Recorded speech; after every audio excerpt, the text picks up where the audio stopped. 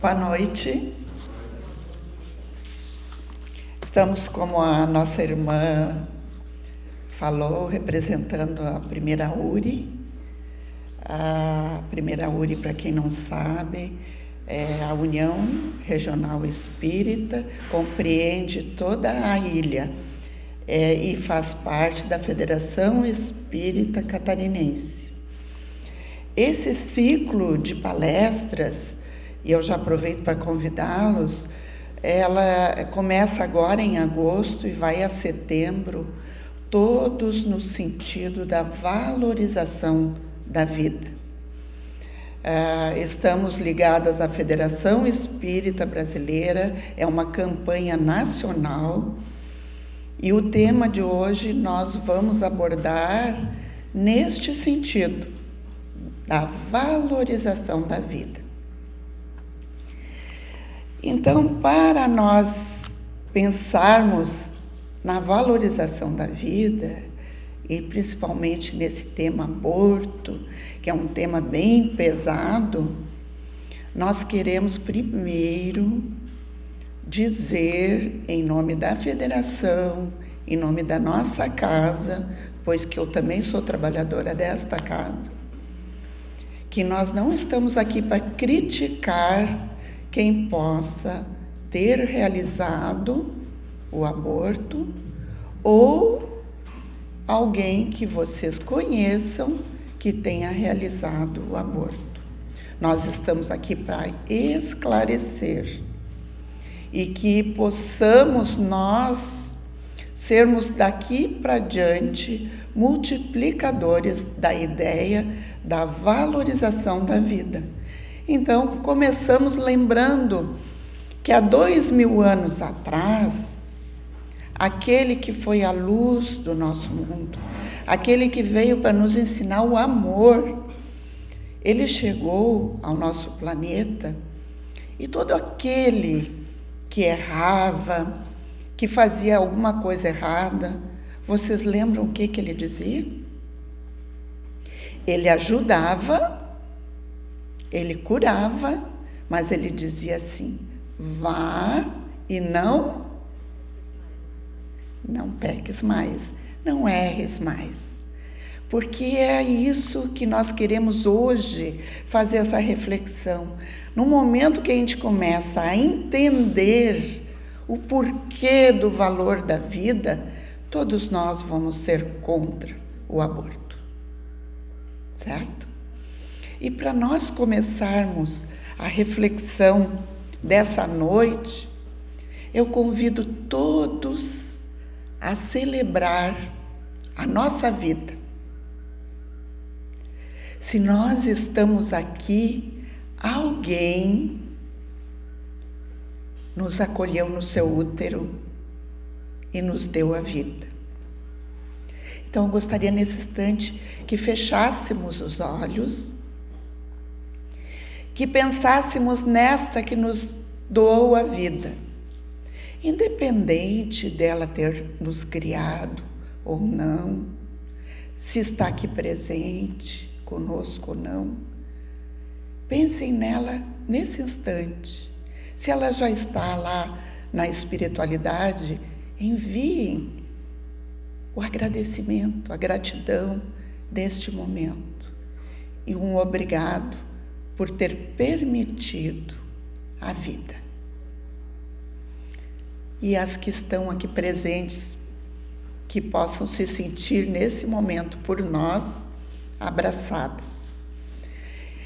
Para começarmos a nossa reflexão, nós buscamos os fundamentos da doutrina espírita para nós entendermos o porquê do valor da vida. Nós vamos, por último, chegar na obra primeira da doutrina espírita, que é o Livro dos Espíritos, que vai nos esclarecer sobre aborto. Mas para chegar lá, vamos fazer uma caminhada. E essa caminhada começa pelos fundamentos da doutrina espírita. E o primeiro fundamento que a doutrina espírita nos fala é a existência de Deus. Deus é a causa primeira da nossa existência, de todas as coisas. Nós não vamos poder nos estender nesses fundamentos, nós vamos tentar assim pincelar para poder desenvolver todo o que a gente pretende trazer para vocês. Então, vamos trazer pontos fundamentais da doutrina espírita, explicando rapidamente cada um deles. O segundo ponto fundamental da doutrina é a evolução. Dentro da evolução está a nossa evolução como espíritos imortais e a evolução dos planetas, do universo como um todo. O terceiro fundamento é a reencarnação. A reencarnação vai nos explicar a justiça divina. Vai nos dar a oportunidade de revermos a existência passada e programarmos uma nova existência. Então, afora as religiões orientais, a doutrina espírita, algumas da parte ocidental do nosso planeta que aceitam a reencarnação. A doutrina espírita se fundamenta na reencarnação. E seguindo, temos a lei de causa e efeito. A lei de causa e efeito e a lei do livre-arbítrio. Vamos falar primeiro do livre-arbítrio. O livre-arbítrio é a escolha das provas que vamos passar. Deus é tão Pai, tão amoroso, que Ele nos permite a escolha das nossas provas. É a hora da nossa semeadura. E a lei de causa e efeito é a lei da colheita. Nós vamos colher aquilo que nós semeamos, tanto nessa existência como na anterior. Quando nós programamos a nossa reencarnação, nós estamos sob essas leis. Nosso perispírito, que é aquele corpo espiritual que reveste o nosso espírito, mesmo quando nós estamos no plano extrafísico, ele está com tudo registrado, o bem e o mal proceder. E quando nós vamos fazer lá a nossa avaliação e a nossa preparação para uma nova encarnação, nós nos deparamos com os nossos erros. E aí vamos lembrar lá de Jesus, vai e não peques mais. Então, nós nos envergonhamos, nós lastimamos e queremos corrigir os nossos erros. É a hora de vir pagar as nossas promissórias. Então, na nossa programação, nós buscamos colocar aquilo que nós erramos e que nós queremos consertar. Quando nós chegamos na nossa existência aqui, através do esquecimento, mas preparados, porque lá na espiritualidade nós nos preparamos para estas provas, para estas expiações que deveremos passar. E então, muitas vezes, pelo esquecimento, a gente diz, eu não merecia, porque para mim que está acontecendo isso, se eu faço tudo tão corretamente.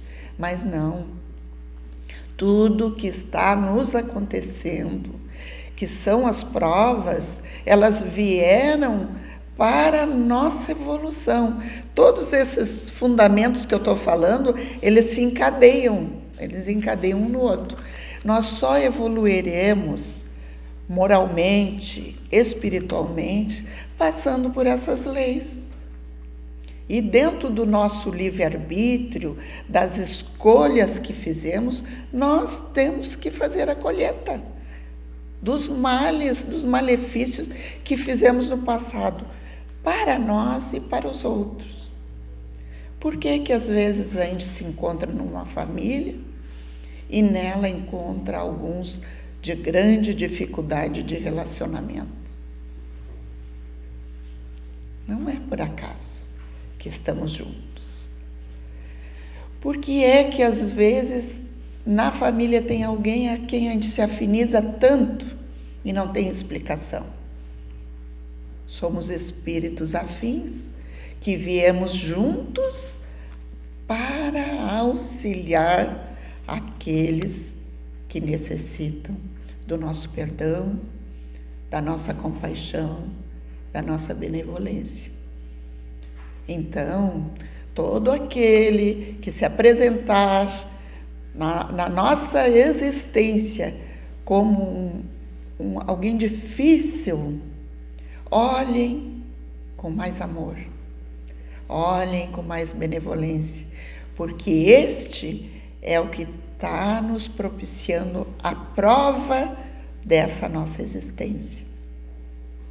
Aquele a quem nós nos relacionamos com facilidade, esse é só nosso companheiro a nos dar força na existência. Aquele que dificulta a nossa caminhada é a quem nós devemos ter um olhar até de gratidão, porque ele está a nos provar. E continuando nos nossos fundamentos, existe a comunicabilidade dos espíritos com o homem. E essa é a comprovação da imortalidade. É para nós entendermos que somos espíritos imortais e que estamos aqui temporariamente. Estamos, não somos. Meu nome é Elaine, eu estou Elaine, eu não sou Elaine. Eu sou um espírito imortal vivendo uma existência no sexo feminino como um nome Elaine. Mas eu sou um espírito. E dentro dessa vivência, também é importante a gente abordar que nós, como espíritos imortais, necessitamos passar por certas provas na existência. E uma dessas provas na existência, uma das provas é a pobreza, noutra vai ser a riqueza, noutra vai ser viver num país muito difícil, em que a gente não se sente, parece que é um pato fora d'água, não se enquadra naquele relacionamento.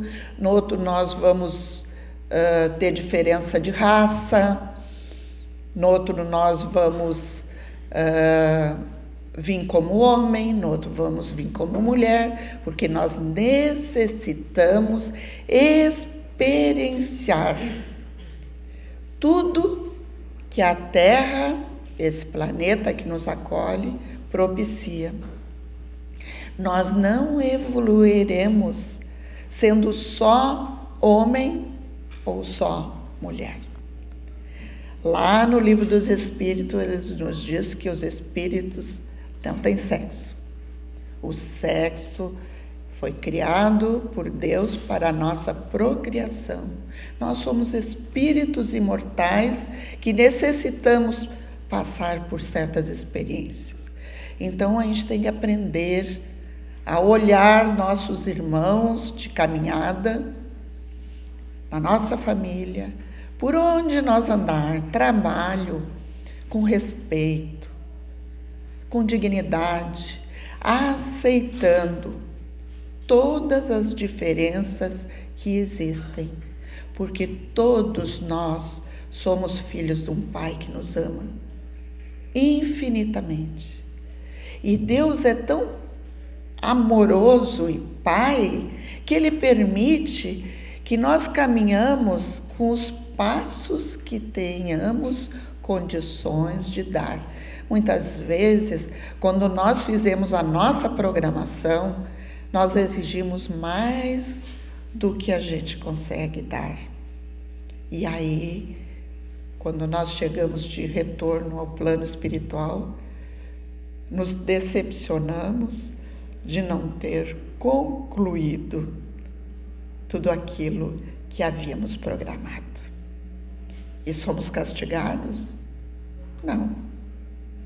É nos dado a oportunidade de recomeçar. Portanto, essa encarnação que estamos tendo é a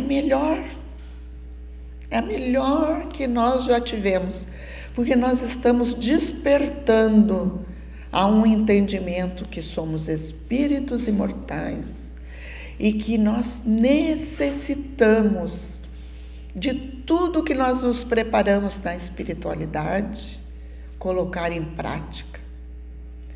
Quando estivermos passando por uma prova difícil, lembremos de olhar para essa prova e perguntar: Senhor, o que queres que eu aprenda com esta dificuldade? Estou tendo grande dificuldade de entender. Não gostaria de estar passando.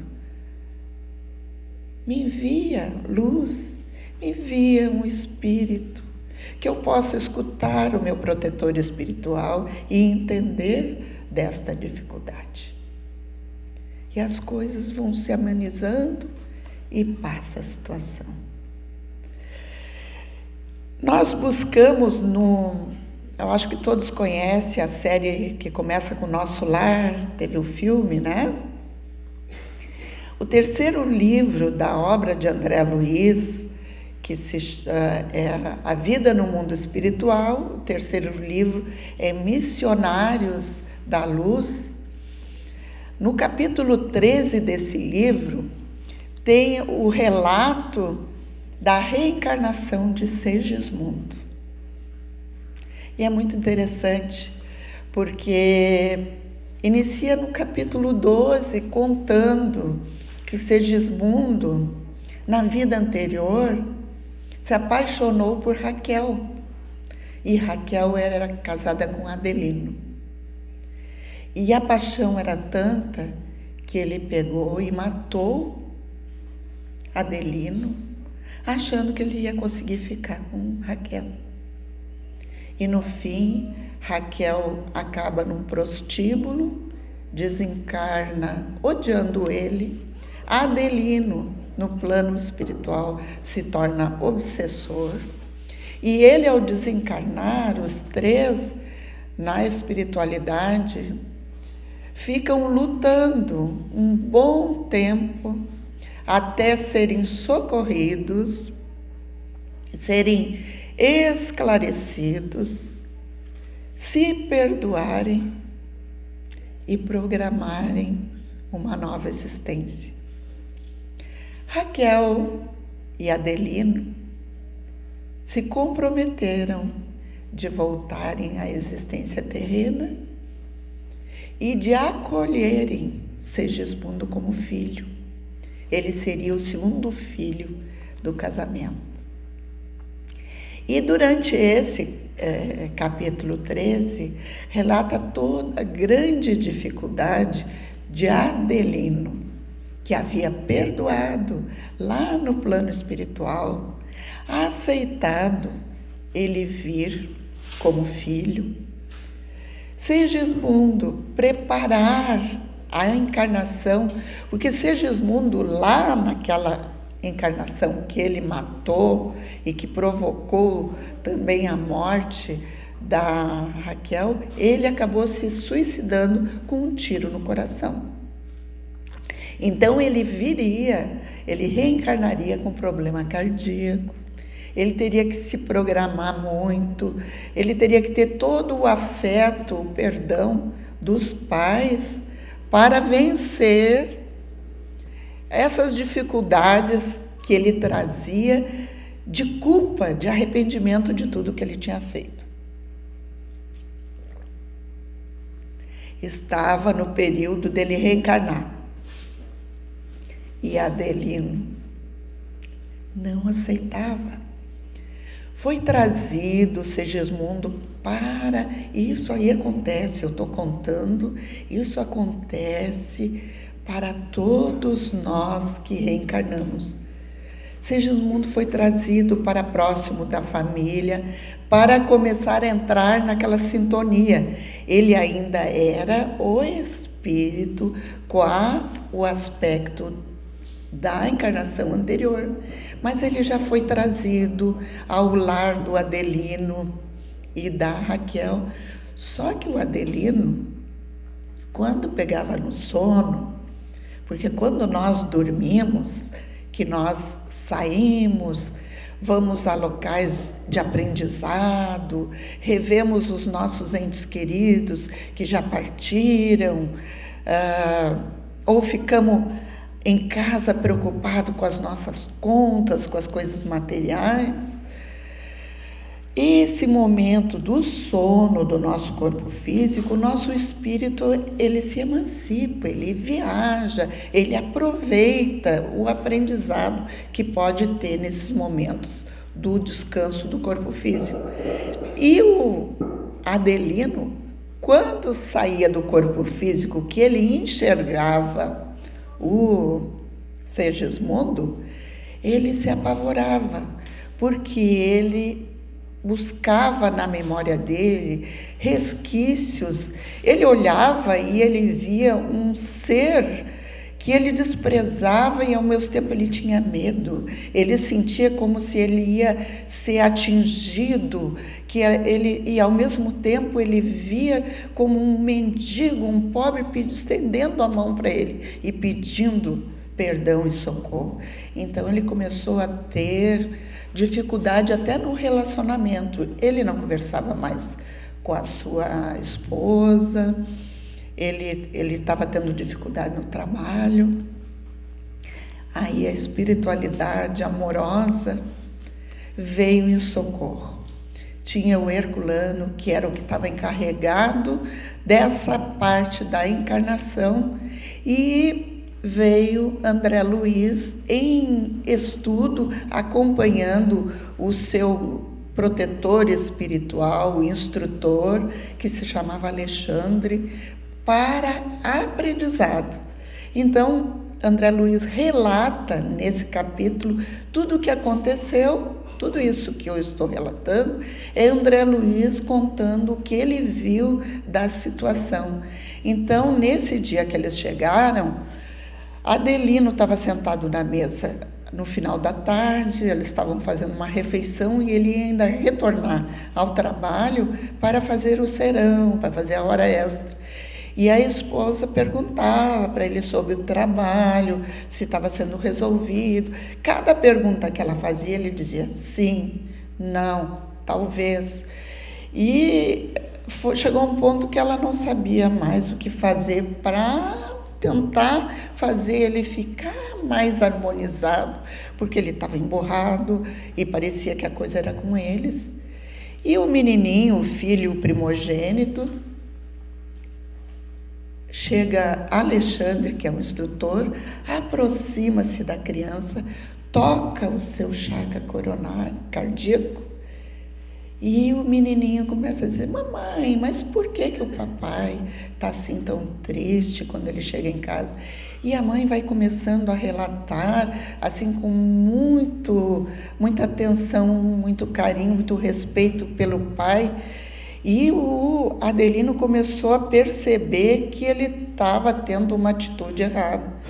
E aí a criança, inspirada por esse instrutor, diz assim: por que o papai não participa com nós das orações que a gente faz?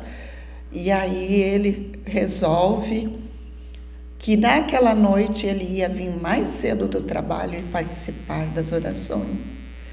E assim, com a chegada à noite, participar das orações, a criança faz uma oração que a mãe ensina, que leva o pai às lágrimas, e ele consegue desanuviar tudo aquilo que ele estava sentindo.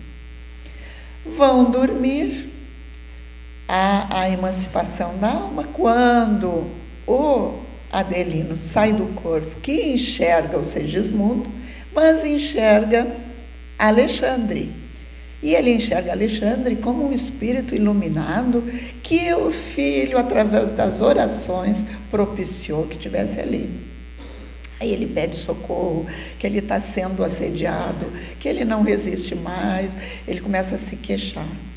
E aí Alexandre, com muito cuidado, explica para ele o quanto aquele espírito está sofrendo, que está ali pedindo perdão para ele, que precisa reencarnar, que ele tinha se comprometido, e toda aquela energia que aqueles espíritos superiores vieram, foi dobrando, e Adelino aceita, e aí chamam para mais próximo o Segismundo. Segismundo agarra nas mãos de Adelino e beija, e pede perdão, e pede a oportunidade da vida. E então, nesse momento, ele abraça, ele aceita, e a sequência desse capítulo vai explicando toda a preparação que ia acontecer no dia seguinte para a reencarnação de Segismundo, que aí ele começa a perder a noção do seu passado, começa a se miniaturizar, a ficar no formato de um bebê, e aí ele vai ser preparado para encarnar.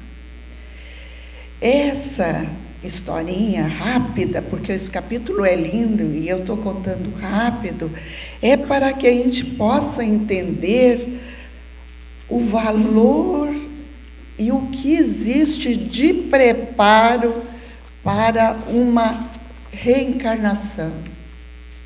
E aí, nós pegamos uma historinha assim fictícia, que eu criei, para a gente entender. Eu usei assim, o casal se chama Zé, Luísa, eles programaram de se reencarnar e se encontrar na Terra. Só que o Zé e a Luísa tinham problemas na vida anterior com Cleiton e com Lisiane. Lisiane era comparsa dos dois e prejudicaram muito Cleiton. Cleiton era tão revoltado que ele era obsessor deles. Então, lá na espiritualidade, eles se programaram de vir com grandes dificuldades financeiras. Como eles se amavam, eles já se amavam, Zé e a Luísa, eles iam se namorar, eles iam programar uma existência com muita pobreza, muita dificuldade, mas que o amor ia vencer todas as barreiras, e eles iam, em primeiro lugar, eles iam trazer 3 filhos para a existência terrena. Era o compromisso deles. A Lisiane, porque a Lisiane tinha que, com eles, se comprometer a auxiliar o Cleiton, que viria como filho 2 e que era revoltado com eles. E o filho 3 seria a Angélica. A Angélica seria um espírito mais evoluído, amoroso, que traria a união entre eles para eles vencerem as dificuldades. Bem, encarnaram, começou as dificuldades financeiras, nasceu a Lisiane. Lisiane era uma criança linda, mas eles não tinham nem como dar tudo o que ela precisava. Encarnou Cleiton. Cleiton era um espírito difícil, problemático, com doenças, exigia muito cuidados. Mas, passado pouco tempo, ela engravidou de Angélica. Vocês lembram qual era o papel da Angélica? Só que a pobreza era muita. 2 filhos. O terceiro não tem como ter mais um filho. E optaram pelo aborto. A família que ia receber um anjo, que ia sustentar, apoiar as dificuldades desses 4, não veio. Ela, como espírito iluminado, evoluído, partiu de volta para a espiritualidade e seguiu a sua jornada. Agora vamos pensar diferente. Casaram com grande dificuldade, veio a Lisiane, uma criança que exigia tratamento, muitos gastos, e engravidou do Cleito. Não temos condições nem de sustentar a Lisiane. Vamos optar pelo aborto. Cleito não aceita o aborto. Torna-se um obsessor cruel, porque agora é a segunda vez que eles prejudicam ele. Ele não perdoa. Ele vai prejudicar eles a vida inteira. É uma historinha curta que eu trouxe para nós refletirmos no entendimento que a doutrina espírita nos dá sobre o valor da reencarnação. Aí nós vamos pegar o Livro dos Espíritos, na questão 344, que diz assim: Kardec pergunta aos espíritos: em que momento a alma se une ao corpo? A união começa na concepção, mas não se completa senão no momento do nascimento. Desde o momento da concepção, o espírito designado para habitar tal corpo, a ele se liga por um laço fluídico que vai se apertando cada vez mais até que a criatura nasça. A criatura não, a criança nasce. O grito que se escapa então da criança anuncia que ela se conta entre os vivos e servidores de Deus. Então, para nós espírita, no momento da concepção já existe vida, já existe um espírito, já existe uma programação para a nossa vida. Que bom que nós estamos aqui, que nós tivemos uma mãe que nos acolheu, não é mesmo? Nós temos que pensar assim. E na questão 357 diz assim: quais são para o espírito